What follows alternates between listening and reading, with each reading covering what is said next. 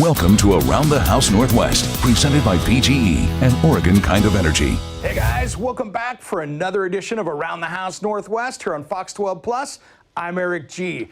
Coming up on today's show, we'll stop by Altura Furniture for an inside look at some stunning design and craftsmanship. Then we'll see how paint is made at a Northwest institution, Miller Paint.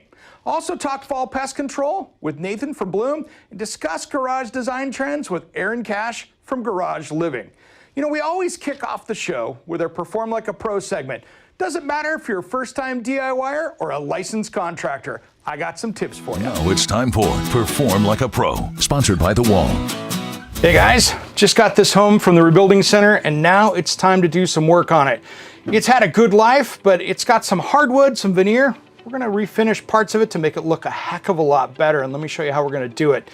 Now, the first thing you need to remember when you're working on pieces like that is that veneers have a hard time of sanding, so you can't really do a lot with those. If I touch that with sandpaper, that's thin veneer, I'm gonna sand through and it's gonna look horrible and I'm gonna be forced to paint it. All right guys, let me show you what I'm talking about. When I open this up, I can really see this back panel is just a thin 1/8" piece of plywood, which means I can't really sand it, do anything with it. But this is hardwood out here, this is hardwood out here. So what I'm gonna do is I'm gonna finish this whole door. We'll sand it down and paint this. So the first thing I'm gonna do is take these doors off so we can start scuffing that so we can get those painted. And then we'll start removing this finish up here carefully because I don't wanna lose the details.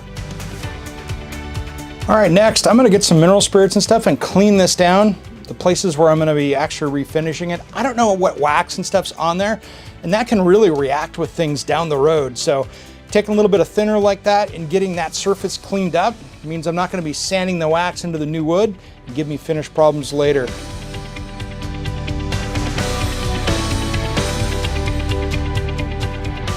All right, there's 2 secrets to using that orbital sander. If you notice, just always keep moving, because if you stop in one spot, it's going to dig down and you're going to have to refinish that whole edge and take a lot more wood off. And the secret here is just keeping all the wood on this that we can, because it's already there and it's in good shape. So now I'm just gonna go through here and take a little bit of a rag here and just kind of see how we're looking. This is the clean side of that rag with some mineral spirits on it, just to kind of clean it up to see how things are looking. Now, I didn't want to take this all the way down because I still have another sanding coat, and having a little bit of stain on here kind of gives me some witness marks that I can sand to, because on the next step with the 220, I'm gonna make sure we have all the stained wood out of here, so that way it's really clean, good looking wood, so we can apply new stain. So the next step, change out sandpaper and hit it again.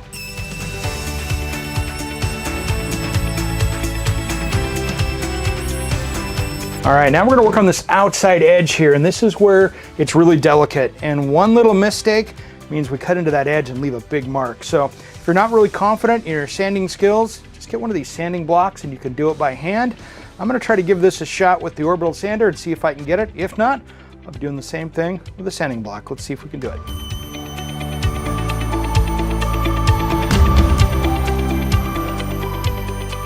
All right guys, one little tip here is this has been obviously sanded by hand through here, and I can't really get into that radius the way it's over sanded. So grab a carpenter's pencil, wrap it around your sandpaper, and then you can kind of work this in here. Sometimes it takes a dowel, sometimes it takes whatever radius you've got, but you can really get worked into this corner. Keep that pretty smooth. This is probably how they did it to begin with when they built it.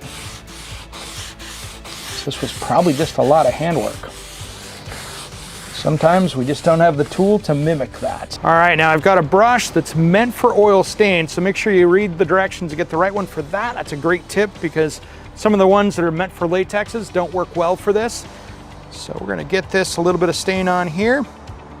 I really wanna control this, so I could use a rag, but I kinda like a brush for this. And then we're gonna work with the grain.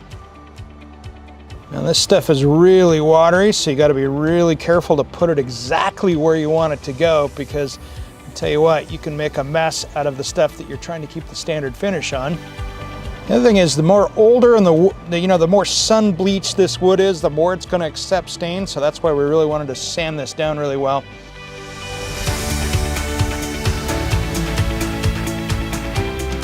All right, guys, now that we have this thing finished, I want to clean it up before I put the doors on because the doors are matte black. So anything I put on here for polish will show on that. So I want to make sure and do this first before we do it. So I'm just going to take some Old English. This is really good for old dry furniture. A little bit of scratch cover up. Stuff's really dark, which is good. I'm just going to go through and wipe this whole thing down. All right, next step, guys, let's get these doors on here. Get the bottom lined up here first.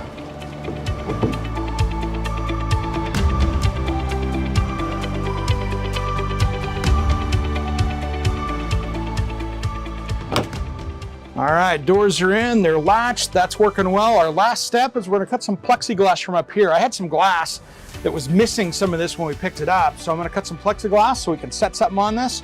That way it doesn't tip over, so let's get the saw.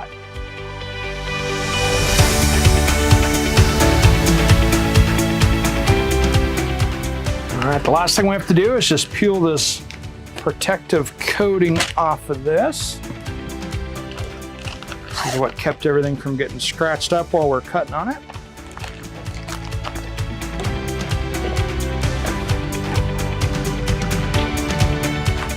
All right, last piece in. All right, there we go. That's simple. A little bit of elbow grease, a lot of creativity, and you can take an old piece of furniture and make it into your own.